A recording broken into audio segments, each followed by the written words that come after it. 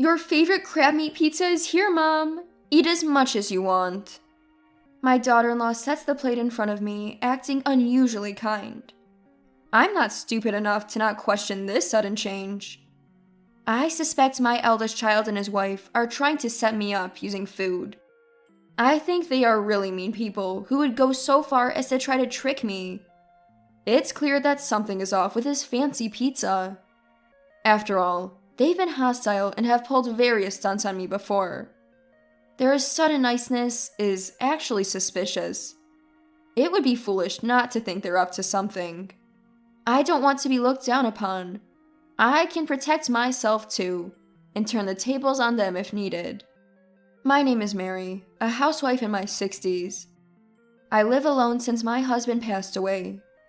Years ago when he died, my eldest child and their wife offered for me to move in with them. They were newlyweds then, and I wanted them to enjoy that special time, so I declined. Still, they said they were worried and moved into a house near mine. They are still newly married and want to enjoy their time together. I was truly grateful for their thoughtfulness. They visited often, even when I told them they didn't have to. I also told them, it's okay if you don't come that often. I decided to indulge my eldest child when they said, I'm worried about you, Mom. My daughter-in-law, too, would come over when my eldest was busy, saying, I want to get along with you. I was proud of my child for finding such a good wife. But at that time, I was clueless. I didn't know why they were being so kind to me or what they were really thinking. Looking back, I get annoyed at my own naivety. Kindness without strings attached isn't something you get easily. I was swayed by their sweet words. However, I eventually found out their true intentions. One day, they visited and ended up staying the night since they had no plans for the next day. I didn't want to intrude on their time as a couple, so I suggested they could go home since it was close by. But my daughter-in-law insisted. We want to deepen our relationship, so we'd like to stay. So I let them. I offered them the guest room. My late husband built this house, and it's too big for just me, with many unused rooms. The room was a bit dusty, but my daughter-in-law helped clean it up. She's good at housework and has been helpful since they got married, so I had a good impression of her. In the middle of the night, I woke up thirsty and went to the kitchen. On the way, I noticed the living room light was on. Curious, I peeked in and saw them sitting on the sofa talking. I couldn't help but eavesdrop. Then, I heard a conversation between the eldest child and his wife. I'm exhausted. That old lady works us too hard, don't you think? Just hang in there a bit longer. Once Mom gives us the inheritance, we're done. If her husband wasn't a company CEO, we wouldn't have to do all this. It's funny how easily she's fooled just because we're nice to her.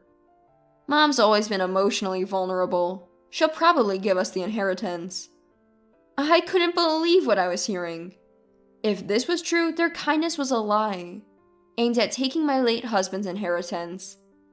Was all their previous kindness fake? Everything you said to me, we're family, so we want to support each other, and all the words you've said to me so far? Why were they so obsessed with the inheritance?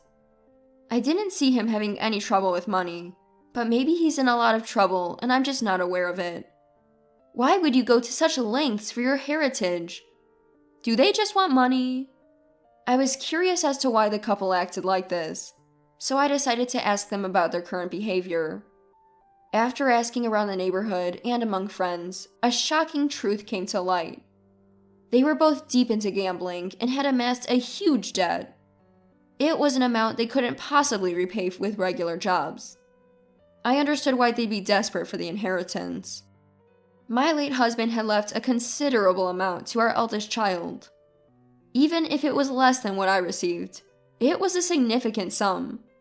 They had squandered it all and turned it into debt. Their kindness was all for the sake of getting the inheritance from me. I became cautious around them from then on. Do you need any help, Mom? We want to be there for you. I'm fine, thank you. I've gotten used to living alone. Please prioritize your own lives. My daughter-in-law responded with empty words. I'm glad to hear that. But her face had turned stern. She's probably annoyed because I'm not dancing to her tune. Who do they think they're fooling? I don't need kindness that expects something in return. One day, after keeping my distance from my eldest child and their spouse, I got a call from my daughter-in-law. We need to talk. When I arrived at their home, I was led into the living room and asked to sit on the sofa. Then daughter-in-law spoke with a serious tone. "Do you have a new love interest, Mom?" I was taken aback. I had no idea how she came to that conclusion. Seizing the moment, daughter-in-law began to speculate. "You've been distant lately. It made me suspicious. But you're colder than I thought, Mom. You forget about Dad, who worked so hard for you, and you just want to be happy yourself. There's no one else. You're mistaken." Even when I denied it, daughter-in-law wasn't listening. She had no evidence, but she probably thought that if I had a new love interest, it would be a problem for them. After all, that person might get their hands on my money. "Mom, you should really reconsider dating at your age. Have you thought about your position? Why would you say something so cruel?" "I don't mean to be cruel. I'm just worried about you, Mom. What if this person is deceiving you? You'd be the one getting hurt, and I can't stand that." I saw right through her. She was just trying to protect her inheritance. But daughter-in-law, wanting to play the caring daughter-in-law, never showed her true colors. That's fine for now. The true nature of the eldest child couple must be seen at the right time. I'll see their true selves when the time is right. And that time came sooner than expected. "Happy birthday, Mom. This is just a small thing." My eldest child handed me a bag from a fancy pizza place. Inside were various pizzas, including my favorite, loaded with crab meat. "Thank you. Let me just plate these up." "No, you're the star today, Mom. Sit down. I'll do it." Saying that, daughter-in-law took the bag and disappeared into the kitchen. My eldest child followed her to help. They might be pretending to celebrate my birthday, but I knew something was up. What could it be? As I pondered, they returned with plates. In front of me was a plate loaded with crab meat pizza. "Here's your favorite crab meat pizza, Mom. Eat up." My eldest child nodded in agreement. To anyone else, it would look like a happy birthday celebration, but I knew better. There must be something on this plate. I'm not that naive. It was despised. It would be strange not to question their overly kind behavior. With my husband gone, I have to protect myself. I'll never trust them. They'll regret making a fool out of me. Regret it deeply. Well, it does look delicious, but my taste has changed recently. I prefer the foie gras on your plate. Saying that, I reached for my eldest child's plate. I had always said I didn't like foie gras, so their plate had more of it. "Wait, Mom!" My eldest child tried to stop me. I tilted my head and feigned confusion. "Is it a problem? You used to love crab meat too, right?" "Well, my taste changed too. I've started to like foie gras." "Is that so? Then let's not be biased and share both." At my words, my eldest child's face turned pale in an instant. The crab meat pizza, which I had always said I loved, was only on my plate. Clearly, they had planned to set me up by tampering with my favorite pizza. My eldest child's reluctance to eat it was proof enough. "But it looks so delicious. Why don't you try a piece?" Saying that, I grabbed a slice of the crab meat pizza and brought it to my eldest child's mouth. With no way out, they took a bite as if bracing for impact. Daughter-in-law looked at my eldest child with concern. That's how pale their face had turned. "Oh, you look a bit green. Maybe it didn't taste good?"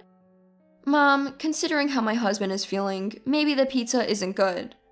I'm sorry, but let's call it a day, and I'll prepare something new."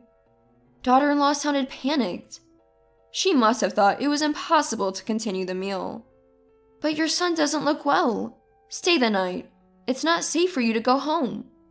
"No, we'll leave." "Don't be shy. You've been so good to me." Daughter-in-law tried to make excuses, saying, but, and, well, it was clear she wanted to leave. I've always thought that for a couple trying to deceive people, they're terrible liars. They panic when something unexpected happens. As I watched my eldest child, something strange began to happen after a few minutes. With a loud thud, they collapsed. I approached and found them snoring. It was clear they had been drugged with a sleeping pill. Oh, fell asleep, did you? Must have been tired. As I tilted my head, daughter-in-law shouted, "Oh, enough! Why won't things go as planned? We talked about how important today was. Wake up now." Saying that, daughter-in-law slapped my eldest child's cheek. Still, they showed no signs of waking. I was stunned, witnessing the moment their true selves were revealed. Ignoring me, daughter-in-law began to spill the beans. "I've been playing the good daughter-in-law, thinking if I buttered you up, I'd get the inheritance and clear our debts. Today was supposed to be the last day. We were going to put you to sleep and steal your banking card. It's all your fault nothing worked. What are you going to do about it?" Daughter-in-law glared at me. So they plan to drug me and steal my banking card. Using someone's birthday for such a scheme is truly despicable. I'm not as terrible as they are, so I decided to come clean. Actually, I knew all along you were being nice to me for the money. That's why I kept my distance and didn't eat the pizza you offered. I'm not as foolish as you two. At my words, daughter-in-law looked shocked. Apparently, she genuinely believed I was in the dark about their plans. How underestimated I feel. What kind of fool did they take me for? Sorry to burst your bubble, but I'm not as dense as you two. I've always found your sudden kindness suspicious. I even overheard you talking about the inheritance when I stayed over. You two are really foolish, discussing your plans in your target's home. Don't call us fools. We've been trying our best. Is your best effort the reason you're in so much debt? If so, you two are really pitiful. You know about the debt too? How much do you know? Clearly, she hadn't expected me to know about the debt. The word debt made daughter-in-law visibly anxious. I did some digging, found out you two are drowning in debt because of your gambling habits. I was shocked when I found out. You've managed to accumulate quite a debt. At my words, daughter-in-law's face turned increasingly pale. She must have realized there was no way out. "Mom, I'm really sorry. Please forgive us. We can't make it without money. Please lend us some. We'll pay you back." Saying this, daughter-in-law deeply apologized on the spot. Her demeanor had lost its previous confidence, clearly showing she was at her limit. Even in this situation, she was still asking for money. I was shocked to realize that, to her, I was just a convenient source of financial support. "Sorry, but I won't give you a single cent. I have no money to give to people like you." "Don't say that. There's the inheritance from your late husband, right? You have money. Please help us." "No, I can't trust people like you to pay me back. Take responsibility for your own actions." Daughter-in-law looked downcast at my words, but she seemed to understand my resolve, and didn't ask for money again. After that, my interactions with my eldest son and daughter-in-law dwindled. They stopped coming to my house and barely even contacted me. When those days arrived, contrary to my expectations, I didn't feel lonely. Rather, I felt refreshed, freed from people trying to deceive me. Later, my eldest child and daughter-in-law moved away. According to neighbors, they were taken away by some rather shady-looking people.